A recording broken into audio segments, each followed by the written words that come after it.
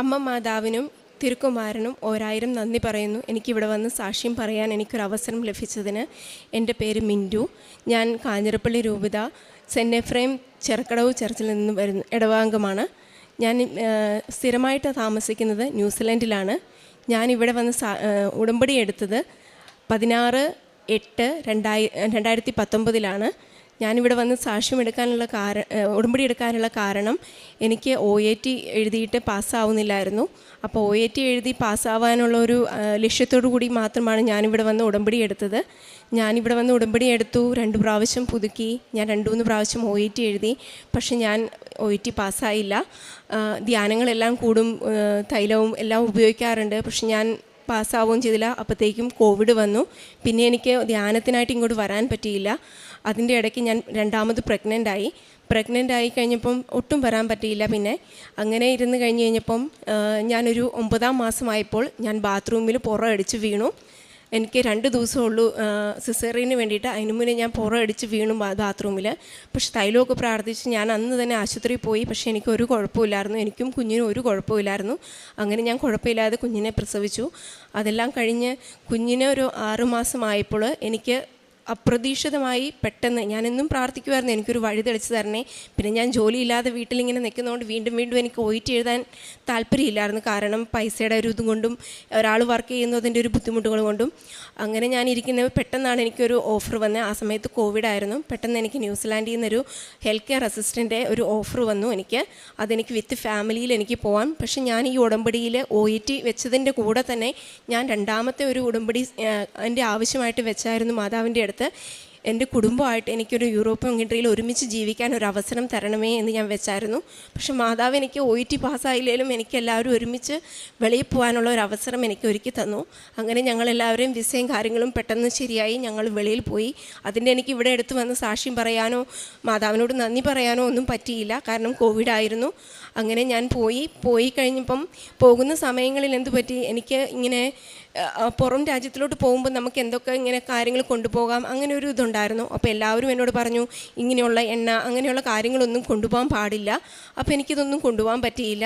ഞാൻ ഒരു ബൈബിൾ മാത്രമായിട്ട് ഞാൻ പോയി. പക്ഷേ എനിക്ക് അവിടെ ചെന്നാലും പ്രാർത്ഥനയും കാര്യങ്ങളും എല്ലാം എൻ്റെ നല്ല രീതിയിൽ നടക്കുന്നുണ്ടായിരുന്നു. എനിക്ക് നല്ല വിശ്വാസവും ഉണ്ടായിരുന്നു. ആരെൻ്റെ അടുത്ത് എന്ത് കാര്യങ്ങൾ പറഞ്ഞാലും, ഇപ്പോൾ ഒരു ജോലി ശരിയായില്ല അല്ലെങ്കിൽ എന്തൊരു അനുഭവം പറഞ്ഞാലും ഞാൻ ഉടനെ എൻ്റെ സാക്ഷ്യവും പറയും. അതുപോലെ തന്നെ അവരോട് പറയും, ഒരു ഓൺലൈൻ ഉടമ്പടി എടുത്ത് പ്രാർത്ഥിച്ചാൽ 5-6 ദിവസത്തിനുള്ളിൽ വിശ്വാസത്തോടെ പ്രാർത്ഥിച്ചാൽ ഉറപ്പായിട്ട് അത് കിട്ടും, ഉറപ്പായിട്ട്. അങ്ങനെ ഒത്തിരി പേർക്ക് ഞാൻ പറഞ്ഞതിൻ്റെ പേരിൽ അത് കിട്ടിയത് മൊത്തം അക്രൈസ്തവർക്കാണ്. അതാണ് എനിക്ക് ഏറ്റവും വലിയ സന്തോഷം. കാരണം നമ്മൾ ക്രിസ്ത്യാനികൾക്ക് ഓൾറെഡി എല്ലാ കാര്യങ്ങളും അറിയാം, ഇവിടുത്തെ എന്തൊക്കെയാണ് ചടങ്ങുകൾ പ്രാർത്ഥനകളും എല്ലാം.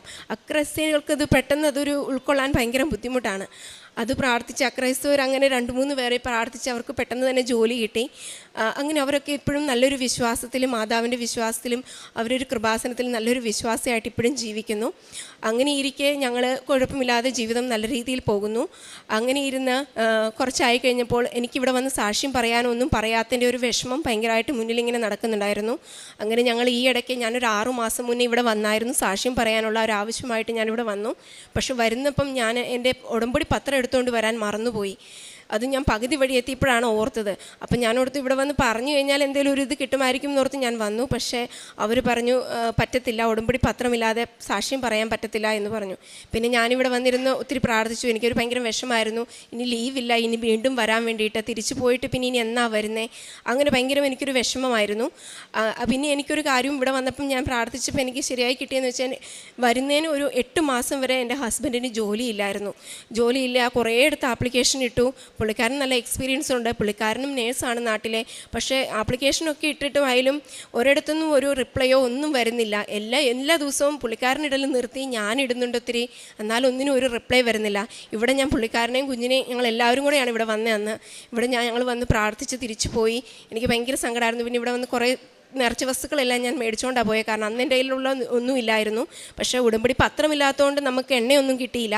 പക്ഷേ എനിക്ക് ഉപ്പും തിരിയെല്ലാം കിട്ടി. ഞാൻ അതുകൊണ്ട് പോയി വീണ്ടും പ്രാർത്ഥിച്ചു. വീണ്ടും ഈശോയുടെ ശക്തിയോടുകൂടി എല്ലാം ഉപയോഗിച്ച് എനിക്ക് പ്രാർത്ഥിക്കാൻ പറ്റി. തിരിയൊക്കെ ഉപയോഗിച്ച് പ്രാർത്ഥിച്ചതിൻ്റെ ഫലമായി ഞാൻ ഇവിടുന്ന് ചെന്ന് ഒരു 15 ദിവസത്തിനുള്ളിൽ പുള്ളിക്കാരനൊരു ജോലി കിട്ടി. എല്ലാം പെട്ടെന്നായിരുന്നു, പെട്ടെന്ന് ജോലി കിട്ടി. ഒരു ജോലിക്ക് കയറി പുള്ളിക്കാരൻ. നിങ്ങൾക്കറിയാലോ, ഒരാണുങ്ങൾ വീട്ടിൽ ജോലി ഇല്ലാതിരുന്നാൽ എന്തൊരു ബുദ്ധിമുട്ടായിരിക്കും. അപ്പോൾ അതുകൊണ്ട് പുള്ളിക്കാരന് ഭയങ്കര ഒരു അത്ഭുതമായിപ്പോയി പെട്ടെന്ന് ജോലി കിട്ടിയത്. പിന്നെ അതുകൂടാതെ എനിക്ക് ചെറുതും വലുതുമായിട്ട് ഒത്തിരി രോഗസൗഖ്യങ്ങൾ കിട്ടിയിട്ടുണ്ട്. പിന്നെ അത് കഴിഞ്ഞിട്ടാണെങ്കിൽ എനിക്ക് കൂടുതലായിട്ട് പ്രാർത്ഥിക്കാനും കൂടുതലായിട്ട് നമുക്ക് വിശ്വാസത്തിൽ വളരുവാനും കുർബാനയിൽ പോകുവാനും എനിക്കെന്ന് വെച്ചിട്ടുണ്ടെങ്കിൽ ഞങ്ങളുടെ പള്ളിയിൽ 2 മലയാളി അച്ഛന്മാരാണ്. എപ്പോൾ വേണേലും നമുക്ക് ചെല്ലാം. കുമ്പസാരിക്കാനായാലും മലയാളത്തിൽ ഒരു കുഴപ്പമില്ല. എന്ത് ആവശ്യങ്ങൾക്ക് ചെന്നാലും അച്ഛന്മാർ അതുപോലെ നമ്മളെ സഹകരിക്കുന്ന 2 അച്ഛന്മാർ. നമുക്കിപ്പോൾ കുർബാനയ്ക്കായാലും എപ്പോൾ വേണേലും രാവിലെയും വൈകിട്ടും കുർബാനയുണ്ട്. അങ്ങനെ ഒരു വലിയ അനുഗ്രഹമാണ്. കാരണം ചില ഇടവകളിലൊന്നും അങ്ങനെ 2 നേരമൊന്നുമില്ല. ഞങ്ങൾക്കൊക്കെ ചില ഇടവകളിൽ ഞാൻ ആദ്യം താമസിച്ചുകൊണ്ടിരുന്നിടത്ത് മാസത്തിൽ ഒരിക്കലും ഒരു മലയാളം കുർബാനയുണ്ട്. അത് നമുക്ക് ഡ്യൂട്ടി ഉണ്ടെങ്കിൽ ഇട്ട് പോകാനും പറ്റത്തില്ല. പിന്നെ ഇംഗ്ലീഷ് കുർബാന നമുക്ക് പോകുമെന്ന് പറഞ്ഞാൽ നമുക്ക് അത്രയൊരു സംതൃപ്തി വരില്ല മലയാളം കുർബാന കാണാതെ.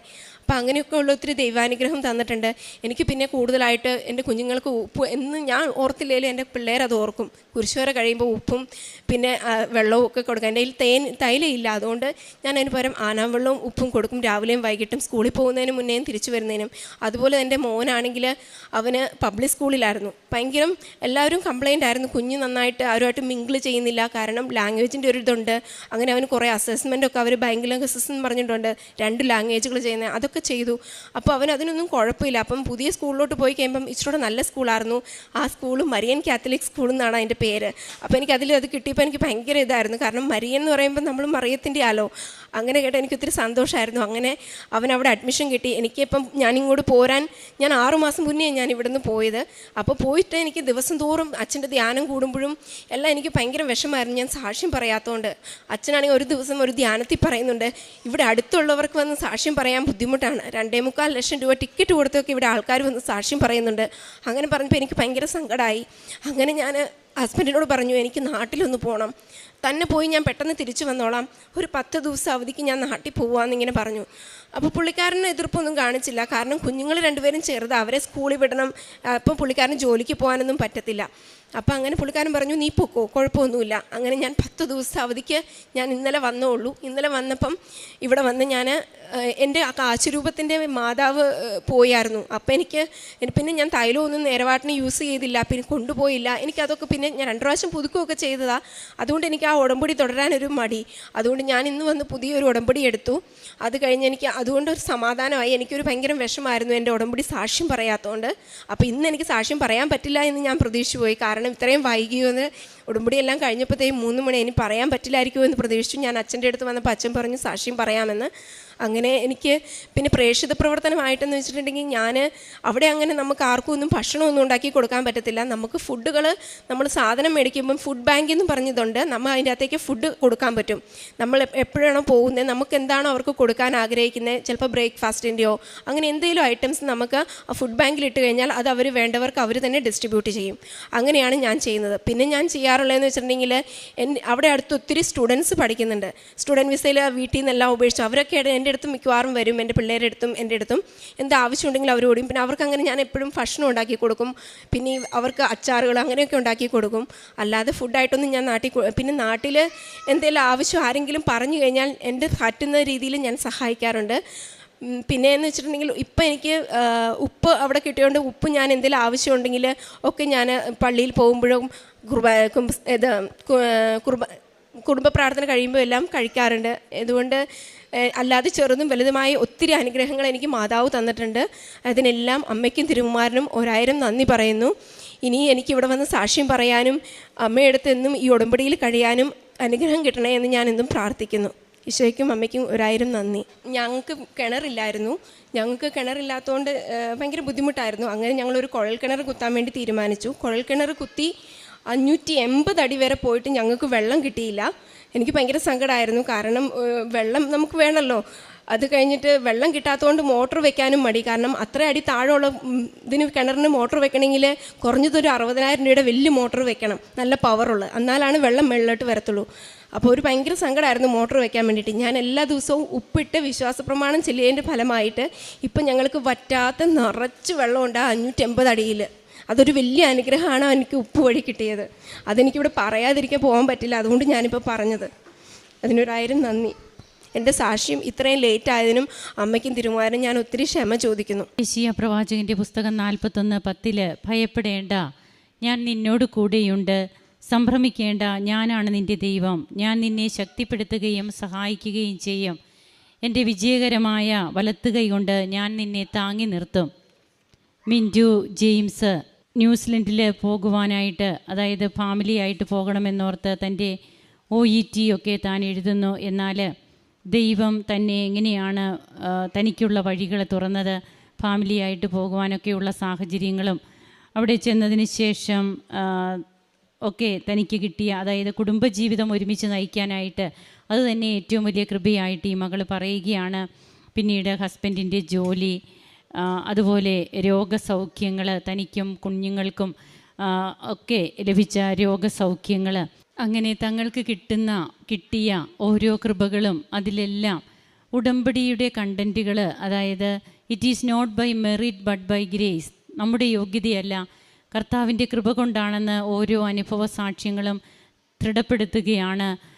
പിന്നീട് തനിക്ക് തൻ്റെ ഉടമ്പടി മുമ്പോട്ട് കൊണ്ടുപോകാൻ സാധിക്കാവുന്നതിലുള്ള മനസ്താപവും, ഇന്നിവിടെ വന്ന് വീണ്ടും ഉടമ്പടി പുതിയതായിട്ട് എടുത്തു. തൻ്റെ കാശ് രൂപമൊക്കെ ഡാമേജായി. അപ്പോഴതുകൊണ്ട് തന്നെ ഉടമ്പടി കാശ് രൂപം ഡാമേജ് ആയതിന് കൊണ്ട് തന്നെ പുതിയ ഉടമ്പടി എടുത്ത് ബഹുമാനപ്പെട്ട VP ജോസഫ് അച്ഛൻ ഉടമ്പടി ധ്യാനത്തിൽ പറയുകയുണ്ടായി. എത്രയോ പേരാണ് ലക്ഷങ്ങൾ മുടക്കി വന്ന് ഒരു സാക്ഷ്യം പങ്കുവെച്ചിട്ട് പോകുന്നതെന്ന്. ഇത് വെറുമൊരു സാക്ഷ്യമല്ല, ഇതൊരു സുവിശേഷ പ്രസംഗമാണെന്നാണ് ബഹുമാനപ്പെട്ട അച്ഛൻ പറയുക. അതായത് നമുക്ക് നമ്മുടെ ജീവിതത്തെ ദൈവം എങ്ങനെയാണ് വഴി നടത്തിയതെന്നുള്ളത് ലോകത്തോട് മൊത്തമായിട്ടുള്ളൊരു പ്രഘോഷണമാണിത്. അതുകൊണ്ട് തന്നെ എത്രയോ ദൂരത്ത് നിന്ന്, അതായത് ഇന്നിപ്പോൾ വിദേശത്തൊക്കെ ആയിരിക്കുന്നവർ സാക്ഷ്യം പറയാൻ വേണ്ടി തന്നെ വരുന്നു. മിൻറ്റുവും അതാണ് പറഞ്ഞത്, 10 ദിവസത്തെ അവധിക്കാണ് ഞാൻ വന്നത്, എനിക്ക് സാക്ഷ്യം പറയണം. എനിക്കതൊരു വല്ലാത്ത വിഷമമായിരുന്നു, മനസ്സിനൊരു ഭാരം. എന്നാൽ ഇന്നിവിടെ വന്ന് ഉടമ്പടി എടുക്കുവാനും സാക്ഷ്യം പറയുവാനുമൊക്കെ തനിക്ക് സാധിച്ചു. തൻ്റെ കുഞ്ഞുങ്ങൾ ഇന്നെങ്ങനെയാണ് ഉടമ്പടി നേർച്ച വസ്തുക്കൾ ഉപയോഗിക്കുക, തങ്ങൾക്കിന്ന് ഉടമ്പടി നേർച്ച വസ്തുക്കൾ എത്രമാത്രം വിലപിടിപ്പുള്ളതാണ്, മറ്റൊന്നും തങ്ങൾക്ക് അത്രയേറെ വിലപിടിപ്പുള്ളതായിട്ട് തങ്ങളുടെ ജീവിതത്തിലില്ല. എന്നാൽ ഉടമ്പടിയും അതിനോടനുബന്ധിച്ചിട്ടുള്ള എല്ലാ കാര്യങ്ങളും ഏറ്റവും ശ്രേഷ്ഠമായിട്ട് തന്നെ കാണുന്നു. വിശുദ്ധ കുർബാനയിലുള്ള പങ്കാളിത്തം, കുമ്പസാരം, എല്ലാറ്റിനും തങ്ങൾക്ക് അവിടെ സൗകര്യമൊരുക്കി എന്നാണ്. അതായത് അമ്മ എല്ലാറ്റിനും മുമ്പേ പോയി സൗകര്യമൊരുക്കി ഏറ്റവും നല്ല രീതിയിൽ ഇന്ന് കൂദാശ ജീവിതം നയിക്കാൻ സാധിക്കുന്നു. അതുകൊണ്ട് തന്നെയാണ് വിജയകരമായ വലത്ത് കൈ കൊണ്ട് ഞാൻ നിന്നെ താങ്ങി നടത്തുമെന്ന് യെശയ്യാ പ്രവാചകൻ്റെ പുസ്തകത്തിൽ 41:10 തിരുവചനങ്ങൾ അരുളി ചെയ്യുന്നുണ്ട്. തനിക്കും കുടുംബത്തിനും ലഭിച്ച എല്ലാ കൃപകൾക്കും, പ്രത്യേകിച്ച് ശുദ്ധജലത്തിൻ്റെ കാര്യമൊക്കെ ഇവിടെ പറഞ്ഞു ഈ മകൾ. എല്ലാറ്റിനും നന്ദി പറയുകയാണ് ഈ കുടുംബം. നമുക്കും കരങ്ങളടിച്ച് ഈശോയ്ക്കും അമ്മയ്ക്കും നന്ദി പറയാം, ദൈവത്തെ ആരാധിക്കാം, മഹത്വപ്പെടുത്താം. അത്യപൂർവ ദൈവാനുഭവങ്ങൾ ഇനി നിങ്ങൾക്കും സ്വന്തം. ഈ യൂട്യൂബ് ചാനൽ ഇതുവരെ സബ്സ്ക്രൈബ് ചെയ്തിട്ടില്ലെങ്കിൽ ഇപ്പോൾ തന്നെ സബ്സ്ക്രൈബ് ചെയ്യുക. ഈ വീഡിയോ ഇപ്പോൾ തന്നെ നിങ്ങളുടെ സുഹൃത്തുക്കൾക്ക് ഷെയർ ചെയ്തുകൊണ്ട് കർത്താവിൻ്റെ പ്രേക്ഷിതരാകുക.